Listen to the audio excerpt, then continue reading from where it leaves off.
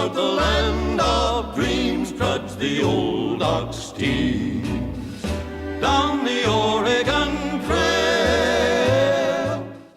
You know, pioneers have been coming to California for over 100 years. And the Sons of the Pioneers are coming to Livermore, California on April 13th. We'll be playing at the Bankhead Theater. Sons of the Pioneers have been performing continuously for more than 91 years. That's a musical legacy we are proud to be a part of. We're looking forward to seeing you there, and until then, happy trails.